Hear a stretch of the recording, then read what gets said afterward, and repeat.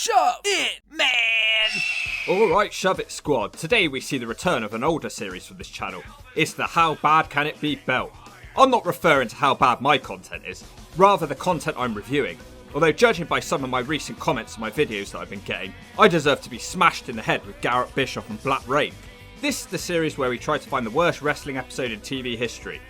Last time we saw a new How Bad Can It Be champion crowned, with an episode of Nitro from June 5th, 2000. It featured 2 Hell in a Cell matches, back to back, Kevin Nash beating people in a gauntlet match without even covering them, and Russo refusing to tap out to Ric Flair's figure 4 leg lock and then a pile of turd falling on them. That episode was deservedly crowned the worst. Today's challenger is the Nitro episode from the 25th of September 2000. This is not me saying it's the worst, I was recommended this by several people on YouTube. Funnily enough, this episode also features Vince Russo in a cage match. So because a lot of you wanted me to watch it, here goes. Now straight off the bat, I know why some people are saying this is the worst episode of all time. Many people say this episode was the final nail in the coffin of WCW due to what happens with Russo in the main event. That's all well and good, and I know large parts of the internet hate Russo, but let's try and look at this from a broader perspective. We are trying to see if this is the worst episode of all time, not if it's the worst main event of all time, and not if it's the worst thing that could have ever happened in Nitro history. We're focusing on the episode itself. If you think you know an episode that should be classed as the worst episode of all time, comment the exact date of the episode in the comments. Then one day it can challenge for the How Bad Can It Be belt. Smack yourself one until it's felt. So a small bit of backstory for this episode, otherwise you'll be as confused as me prior to doing research. Going into this episode, there's an angle that Stacy Keibler is pregnant, but the father of the baby is a secret. David Flair was dating her and he's trying to find out who the father of the baby is. Booker T is the WCW World Champion and he's only just won it from Kevin Nash a week earlier. Russo booked himself in a number 1 contenders match and then Russo ended up getting the pin thanks to Booker T. So that's how we got to this point. Now don't moan about it. Show starts out with a video package building up Vince Russo as a heroic wrestler with JB doing a funny voiceover. Can't tell if serious or not. A limo pulls up and it's JB looking like Schlepp Daddy from 2010. God, I never thought I'd make that reference. JB is being his hype man, but Russo tells him to shut up. We're in New York tonight, the home of Vince Russo. Big Vito is out first. Surprisingly, we're starting out with a match. They keep showing a woman in the crowd who's supposed to be Vito's sister. He's taken on his former tag team partner Johnny the Bull. It then all goes downhill as it's announced that it's a stickball bat versus kendo stick match. Vito beats him up with the kendo stick and then celebrates. He's stupid because he gets smashed down straight away. Johnny uses the kendo stick now. Big crowd chant for Vito, but the crowd soon falls silent as Johnny smacks him in the head with the stick. I think they've forgotten about the bat. Johnny takes him down again with a spinning heel kick. Vito suddenly remembers that the bat exists and both men smack each other like complete fools and Vito wins the battering contest. Johnny is losing so he hits a low blow. He then starts mocking the crowd on the apron so Vito takes him down for a kick. I don't think I've ever seen so many kendo stick shots in a single match. Suddenly Reno runs out looking like Chris Kanyon with a dodgy greasy ponytail. He attacks Vito and then beats him up in the Tree of Woe. Maria runs into the ring to protect her brother and then the ref calls for the bell. The crowd boo. In the back, JB is telling Vince Russo that he's the man and telling him to feel the electricity in the air. Tony Schiavone on commentary looks like he wants his life to end as they discuss Russo. Pre-tape segment now, David Flair knocks a kid away from a payphone. He starts frantically looking for an address in the yellow pages. He screams at the kid how to get to a certain address and the kid says it's 2 right turns away. David's trying to find someone. Out next, a wild Slapnuts appears. Double J, Jeff Jarrett. Then he's joined by Scott Steiner and Medeja with a lead pipe. Jeff gets a mic and says, "Listen up to all my little slapnuts around the country." He hypes up Russo's world title shot later tonight. Steiner has his turn on the mic and he starts insulting the Jets and the Giants. He says he's the man who made Goldberg quit and he brings out the man who he says will be the next WCW champion, Vince Russo. He gets a surprisingly good reaction from the fans and they cheer him when he says that he's going to be the next champion. Then Russo ruins it for them and says that he's ashamed to be from New York and talks about how much he loves Atlanta. He says that they've got cousins making love to cousins there like it's a good thing. He's interrupted by Sting and Booker T on the Titantron. Sting tells him to turn around and when he does he sees Goldberg in the crowd. In the back, beyond boring, Mike Sanders is calling Chronic a couple of cupcakes. He tells Chronic that they're out of the tag team battle royal tonight because Russo doesn't like them. We cut to the ring and completely randomly Jimmy Yang is on his knees being slapped by an Asian dominatrix. The filthy animals come out and then it shows the ring and suddenly there's loads of guys here without any explanation. I guess this is the Battle Royal that Sanders mentioned. Kazuyoshi gets H-bombed and then he gets eliminated in quite a cool way. Sugar Shane Helms flies through a table on the outside. Then some music hits and Chronic are stomping out to the ring. They beat everyone up and eliminate a bunch of guys, and they have a huge size advantage. Then Jamie Noble takes a beautiful full Nelson slam. The Natural Born Thrillers are just chilling on the outside. Chronic are trying to throw Chava out, and Jim Ross or someone appears in the ring, and they start spraying mace in Chronic's eyes. The security team take them away. We're left with the Filthy Animals and Jindrak and O'Hare. They slam the Cruiserweights, but Juve starts a comeback. Ray Jr. gets completely destroyed. It looks like Juve's next. Disco Inferno then runs through the crowd and hits Juve with a duck. I think it was a duck. I can't keep up with everything that's going on here. Juve goes out. Ray then gets dropped on his nutsack and Jindrak dives off the top with a clothesline to eliminate Ray. Apparently this was to crown new tag team champions, but it's literally the first time they mentioned it, so I guess we've got new tag team champions. In the back, Torrie Wilson is getting ready for a bikini contest, so that's something to stick around for. Can hardly be the worst episode of all time if that's on it. Mean Gene and some people from the Howard Stern show are interviewing Pamela Paulshock in a fake fur coat.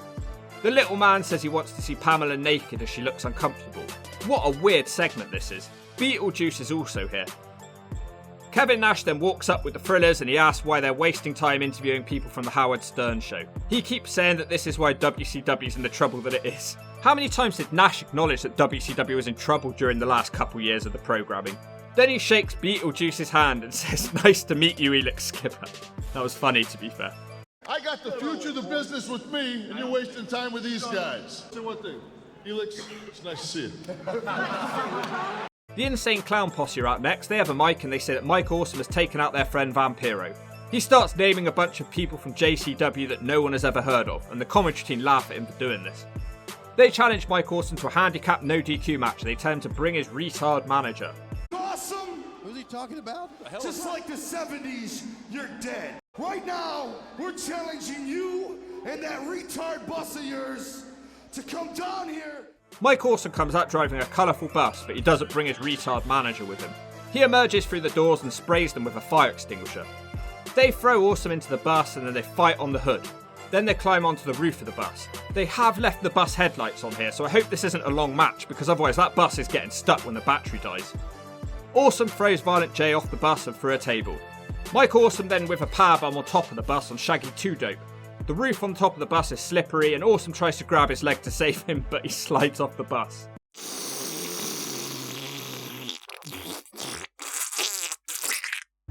The match is over. It went 3 minutes. This is such a strange show. It's bad if you're a wrestling purist, but it's good for comedy purposes.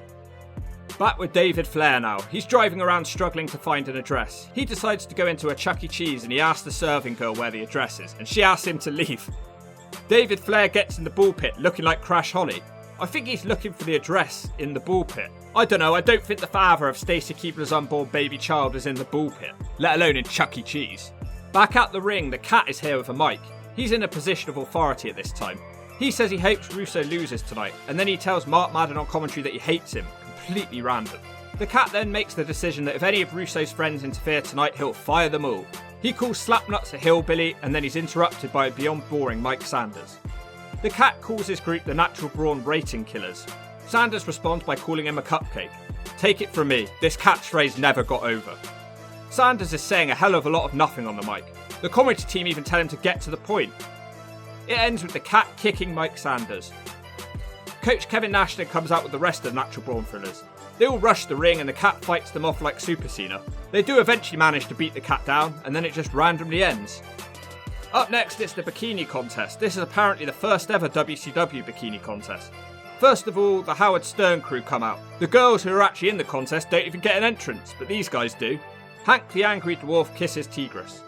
The first girl up is Shay. The angry midget looks completely smashed. The next girl is Chiquita, another Nitro girl. We also get Torrie Wilson, who actually takes a robe off. Not all of the girls do it for some reason. Tigress brings Paisley and they disrobe together. Tigress wins so far in my personal opinion. Leia Meow, the Asian dominatrix, is here again. The last competitor is Major Guns. She's about to strip and then Hacksaw Jim Duggan comes out. He's not happy because he's a Canadian heel at this point in his career. He has a go at Major Guns, who is wearing a USA bikini instead of a Canadian one. She says that she doesn't want to be a Canadian, and he says, "Shut your mouth, woman." He covers her with a Canadian flag, but it doesn't go well for him. What a chaotic segment this is. The Crackhead crew are interviewed again on their opinions, which are worth about as much as a punch to the gut, by the way. Pamela Paulshop suddenly decides that she wants to join in, and she takes her fur coat off. Tori looks really disappointed that she's got a bigger rack than she does. All the Crackhead crew say that Pamela is the winner, despite her not even being in the contest and not properly stripping. The Asian dominatrix starts lightly tapping her with a whip. Scott Steiner's Medeja then randomly appears and beats up the dominatrix. Everyone leaves while this is going on. I don't blame them. From Medeja to Scott Steiner in the back, Today is interviewing Freakzilla about Goldberg, but then he jumps Steiner from behind. Back in the ring, Disco Inferno is here with a duck, making fun of Conan and his previous team, the Filthy Animals. He says he's got a new partner for tonight, but then Scott Steiner's music hits, so I guess Goldberg didn't hurt him too badly. Well, Steiner isn't his partner and he beats up Disco. Steiner cuts another promo calling Goldberg bold. Goldberg comes out and challenges him to a cage match with no rules, just like that. Steiner runs away into the crowd, but he doesn't attack them.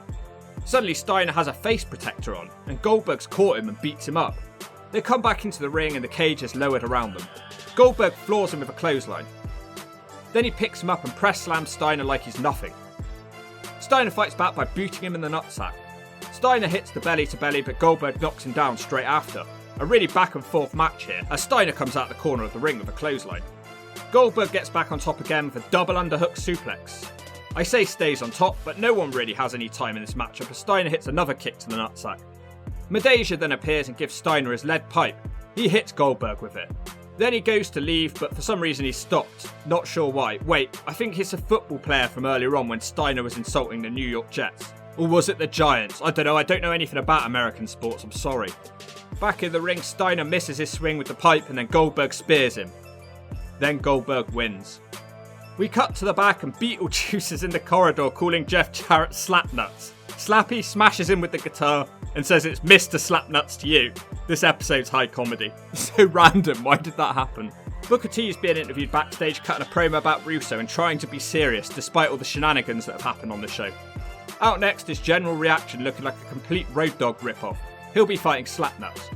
I don't like Jeff's music from this time, it's far too peaceful and doesn't accurately represent what Slapnuts is all about. The General starts out with some running lariats. He celebrates far too soon and Jarrett gets the advantage. The General isn't done yet though, as he gets a 2 count on a set-out powerbomb. Then he gets another 2 on a power slam. The Canadians try to interfere, but Reaction takes them out. Then Jim Duggan appears and he hits him with the 2x4. Slapnuts wins with the stroke. Was it ever in doubt? There's a beat down and a brawl after the match, and then Sting randomly appears in the ring with a bat and takes the Canadians out. Lance Storm challenges him to a match. Certainly one I've not seen before, that should be interesting. And that match is happening right now. Storm hits a nice drop kick on the Stinger for a 2.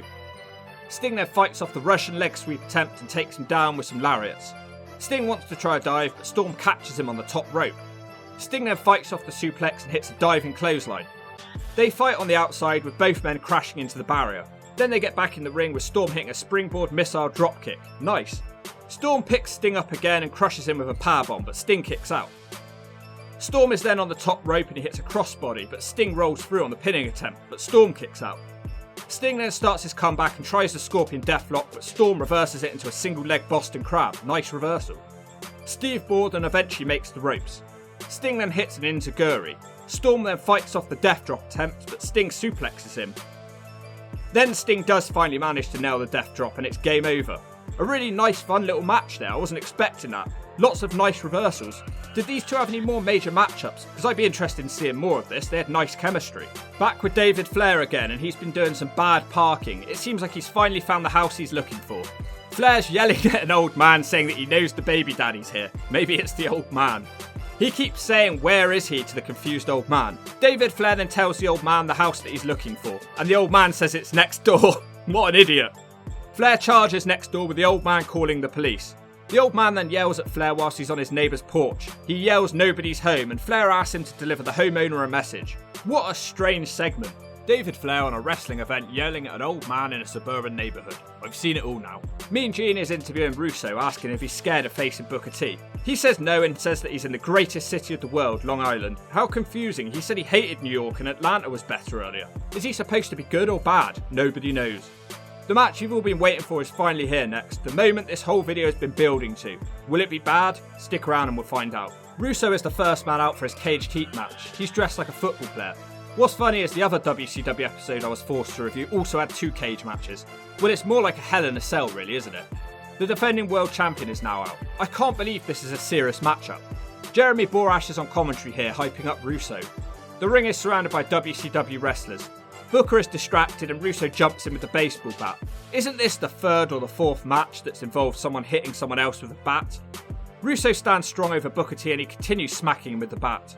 Russo then goes under the ring and brings out a ladder. Booker spent 5 minutes of the match lying on his back so far. Russo then randomly starts climbing up the ladder in the ring. He rips open a hole in the cage. I'm having major deja vu here.